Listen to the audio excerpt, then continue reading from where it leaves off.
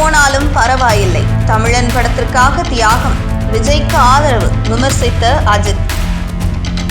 News 10 Tamil நேயர்களுக்கு வணக்கம்.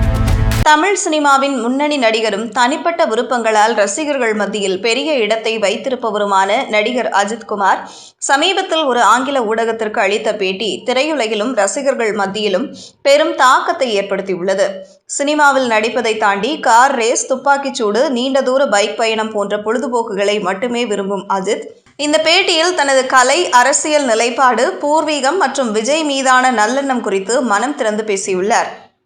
சமீபத்தில் ஒரு சம்பவத்தின் போது அஜித் பேசிய கருத்துகள் திரித்து சொல்லப்பட்டதால் அவர் விஜய்க்கு எதிராக பேசியதாக ஒரு தோற்றம் ஏற்பட்டது. இதற்கு பதிலடி கொடுக்கும் விதமாக சாணக்கியா என்கின்ற ஆங்கில ஊடகத்திற்கு அளித்த பேட்டியில் அஜித் விளக்கமளித்துள்ளார்.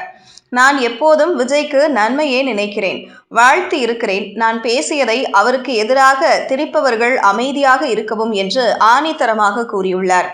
இதற்கு முன்னரும் விஜய் குறித்து அஜித் எப்போதும் மரியாதையுடனே பேசி வந்துள்ளார். தொழில் ரீதியான போட்டி இருந்தாலும் தனிப்பட்ட வாழ்வில் இருவரும் ஒருவருக்கொருவர் நன்மையே விரும்பும் நட்புறவை பேணுவதாக கூறப்படுகிறது. பொது நிகழ்ச்சிகள் மற்றும் சினிமா விழாக்களிலும் கலந்து கொள்வதை தவிர்த்து வரும் அஜித் ஊடகங்கள் தன் எண்ணங்களை பிரதிபலிப்பதில் உள்ள சிக்கல் குறித்து வருத்தம் தெரிவித்துள்ளார். என்னுடைய நல்ல எண்ணங்களை சில ஊடகங்கள் மக்களிடம் சரியாக கொண்டு சேர்க்கவில்லை. நாம் நச்சு கலந்த ஒரு சமூகத்தில் இருக்கிறோம் என்று அஜித் கடுமையாக விமர்சித்துள்ளார். மேலும் எழுதி வைத்துக் கொள்ளுங்கள், என்னுடைய இந்த ஆங்கில ஊடகத்திற்கான பேட்டி 10-20 வருடங்கள் கழித்து மிக பெரும் பேசுபொருளாக மாறும் என்றும் தனது கருத்துக்களின் ஆழத்தை பதிவு செய்துள்ளார் அஜித். அரசியல் மற்றும் சமூக போராட்டங்கள் குறித்தும் தன் கருத்துக்களை பதிவு செய்துள்ளார். சில சமூகங்கள் சுரண்டப்பட்டு துன்புறுத்தலுக்கு உள்ளாக்கப்படுகிறது. அதேபோல மக்களின் உரிமைகளுக்கு குரல் கொடுக்க அரசியல் கட்சிகளும் மக்களால் தேர்ந்தெடுக்கப்பட்ட தலைவர்களும் இருக்கிறார்கள். ஒரு பக்கம் உள்நோக்கத்துடன் பாதிக்கப்பட்ட மக்களுக்கு குரல் கொடுப்பது போல சில போலி சமூக ஆர்வலர்களும் இங்கே இருக்கிறார்கள்.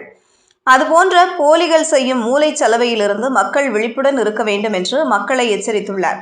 அஜித்தின் இந்த பேட்டியின் மிக உணர்ச்சிபூர்வமான பகுதி தனது பூர்வீகம் மற்றும் அடையாளம் குறித்து அவர் பேசியதுதான். உங்கள் குடும்பத்தை முதலில் பாருங்கள், பார்ப்பதற்கு தகுதியானது என நினைத்தால் என் திரைப்படங்களை பாருங்கள் என்று என் ரசிகர்களுக்கும் பொதுமக்களுக்கும் நான் பல ஆண்டுகளாக சொல்லி வருகிறேன்.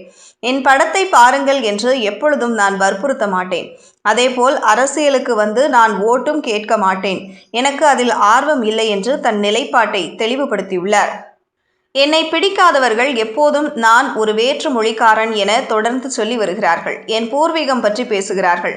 ஒரு நாள் வரும், அதே நபர்கள் ஒருமித்த குரலில் என்னை தமிழன் என்று அழைப்பார்கள் என்று ஆவேசத்துடன் பேசியுள்ளார். இந்த கார் ரேஸில் சாதித்து இந்த நாட்டிற்கும் இந்த மாநிலத்திற்கும் பெருமை சேர்ப்பேன் என நம்புகிறேன்.